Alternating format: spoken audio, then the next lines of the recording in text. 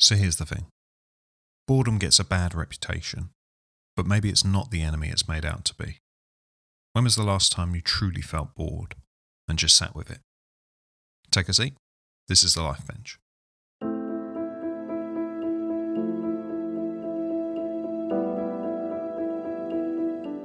Thank you for joining me this week. I've had a nice few days off for my birthday, but it has meant that I'm now trying to prepare and record this episode in a much shorter time frame than I usually do. So I hope that it's okay and doesn't sound too rushed. I don't really have any life updates this week, but before I start, I just want to say that you'll hear this episode the day before Ad's birthday, which is the 27th of October. And as I've said before, I think about him every day. But when it comes to birthdays and anniversaries or other special occasions, those thoughts and feelings are much stronger. It hits you that much harder. I know that a lot of you listening will understand what I mean. And I guess I just want to reiterate the point that it doesn't really get any easier. It just feels different. It's not an easy feeling to explain. And I just want you to know that if you're going through the same thing or feeling something similar, that you're not alone and that you have my love and support. It's not easy navigating life when we've lost people we love and care about. And there are a lot of times that it feels weird to be carrying on when people as great as him are no longer here. No one knows why we're here or what happens afterwards. But I do hold on to hope that one day we'll meet again. So last week I spoke about the challenges of modern life, the speed of everything, the effects of technology on our lives, and how easy it is to get caught up in it all. And in amongst all of that, I mentioned times growing up where we were bored, which is what I want to cover in today's episode. I said that even when we did have moments of boredom, it was never a problem, and we didn't become restless, because it forced us to either find something to do, or just sit with it and enjoy the moment. I think these days, because of the way society and technology have conditioned us, it's something most of us try to avoid. We try to fill it with something, regardless of what it is. But boredom isn't a bad thing, and personally, I think it's something we've lost along the way, and we need to get back. So that's what I'm going to explore in today's episode, why boredom isn't a bad thing, and how we might need it more than we realise.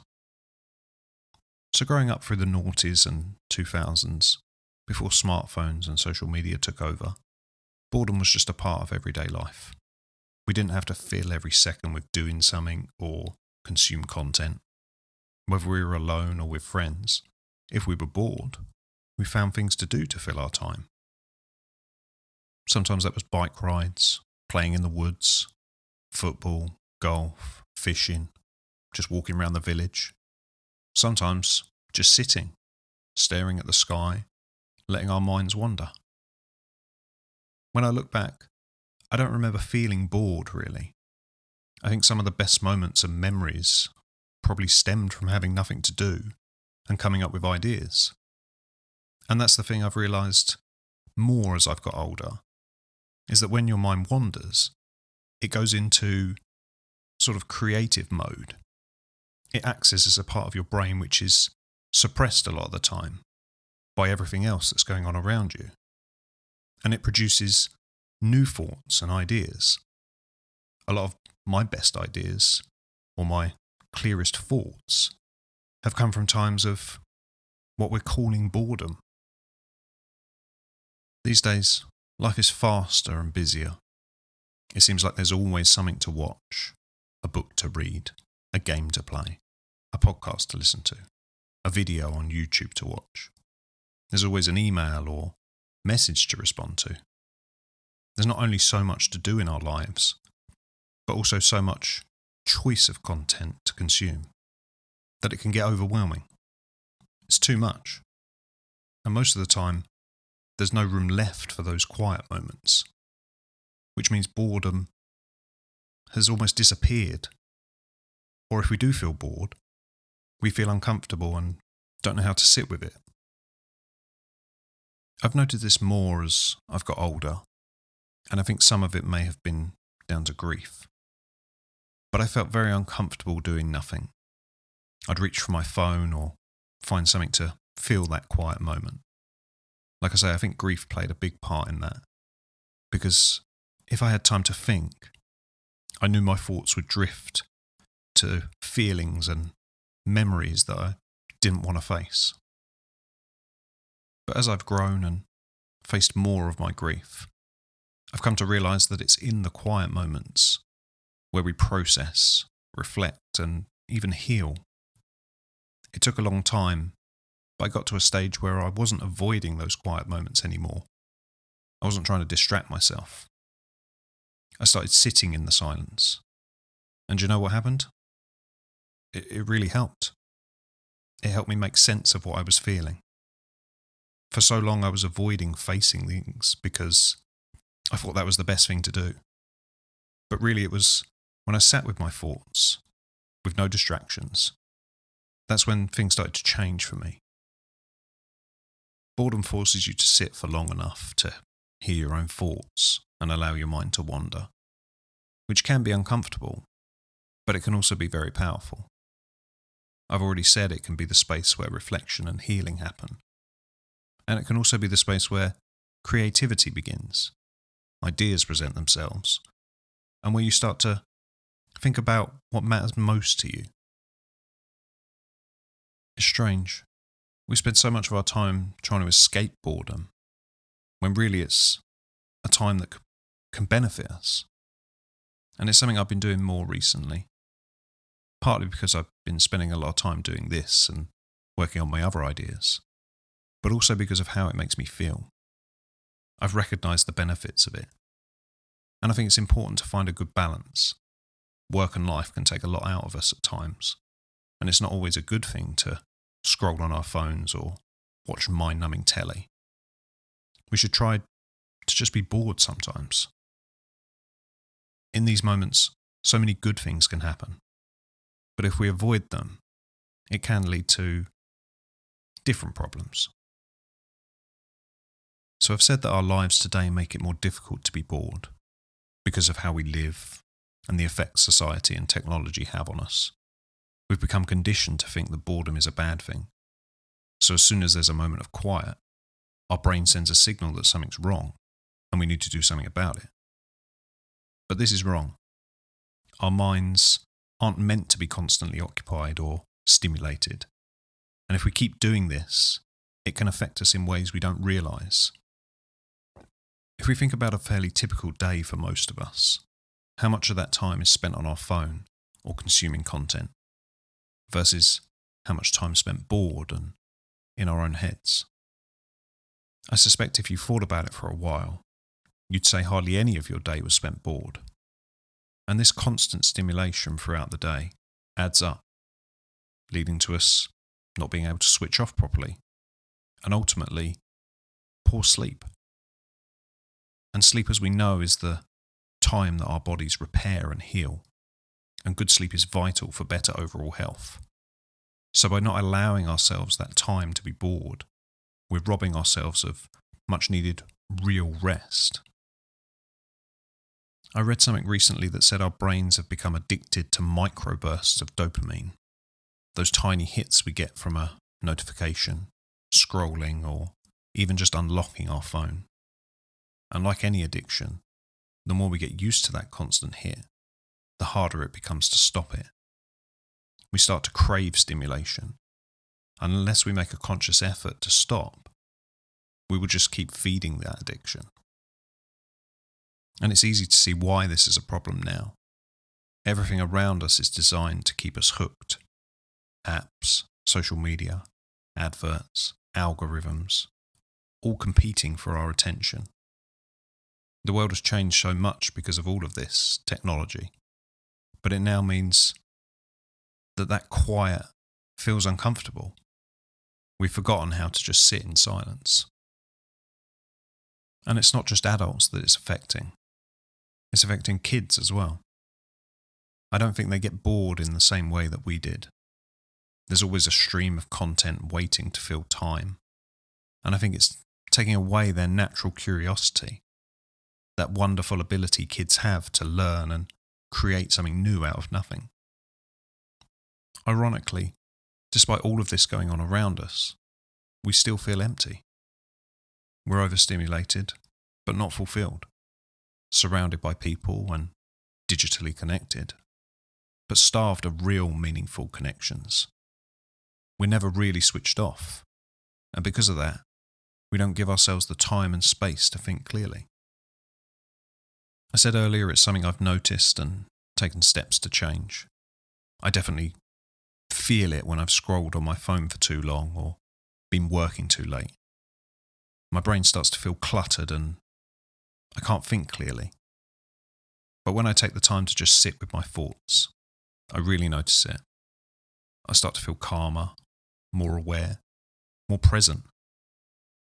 And then that leads to wanting more of that. I find myself doing more of the right things and less of the things like watching Netflix or scrolling TikTok. Avoiding boredom is really avoiding presence. It's avoiding that important time where our real thoughts live and our ideas are born. It's one of the biggest problems of modern life, and I think we need to do things to learn how to be bored again. Relearning how to be bored or still again is something we can all and should do, and all it takes is awareness and a bit of intention. We don't have to disconnect ourselves from the world or make huge changes overnight. It's about small, consistent choices each day that can help us to slow down and make time for quiet again. The first thing I think is recognizing that boredom isn't bad. And if you've made it this far in the episode, hopefully I've reiterated that enough. Boredom is not something to escape. It's something to notice. Be aware the next time you reach for your phone in a moment of silence. Pause and ask yourself why. Are you doing it for a valid reason? Or are you avoiding something or trying to fill a void? Sometimes it can just be habit, which again, it's good to notice this. But other times, it might be something deeper. Maybe it's stress, maybe it's loneliness, or maybe it's the fear of facing your own thoughts. The second thing we can do is to create intentional pauses throughout the day. Real pauses, not the kind where you scroll or check messages on lunch. I mean actual moments of nothing. A walk without your phone, or just sit outside and let your mind wander.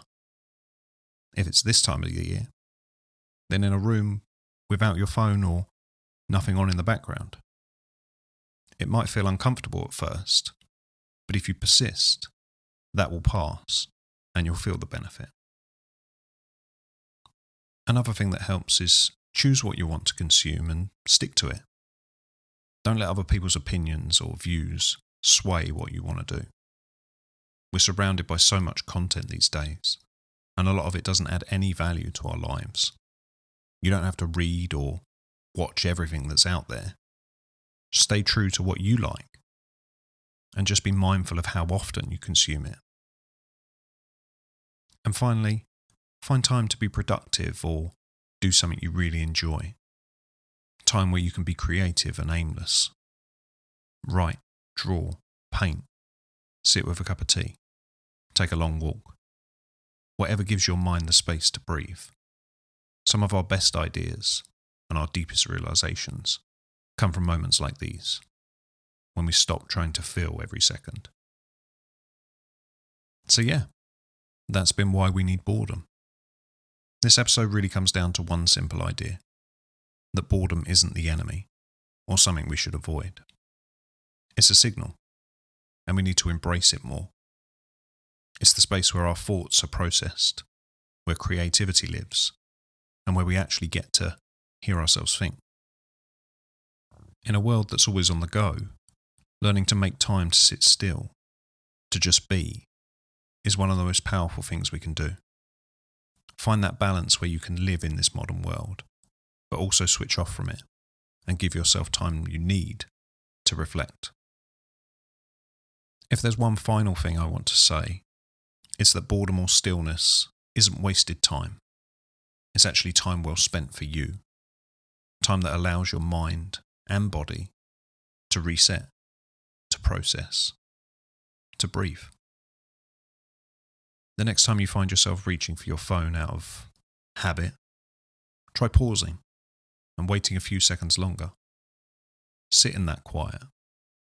Let that urge to fill that space pass. You might be surprised what you find in that silence. As always, thank you for joining me again. The weeks are flying by, and it's difficult to take everything in. I finish one episode and go straight into another. But like all the episodes, I hope this one has resonated with you, and maybe it'll make you take a moment to think about how often you give yourself the space to just think. It may feel like it's hard to do that right now, and that's okay. Just start small. Small things can compound and have a big impact. Why not start when I finish this episode? Just allow it to fade out and sit for a couple of minutes in silence, alone with your thoughts, and see what happens. And let me know. As I've been recording this episode, a company that you may not have heard of came into my mind that I just wanted to mention. It's called Unplugged, and it was started by a guy called Hector Hughes. And he's created these beautiful off-grid cabins designed for digital detox breaks.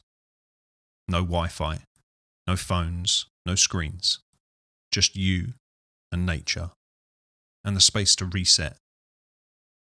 I think it's an amazing idea and something I'd love to do at some point in the future. And it's a great reminder that we don't always need more. Sometimes we need less. Please continue to support the podcast. All of the engagement and the things that you do really help it to grow and reach more people. And also, a reminder that I'm taking part in Movember this year. So anything you can donate will be a big help. Now, there's some discrepancy about where my ending quote originates from, but a lot of people attribute it to Buddha. And it suggests that in the quiet moments, one can find clarity and wisdom that is often missed in the noise of daily life. Silence isn't empty. It's full of answers.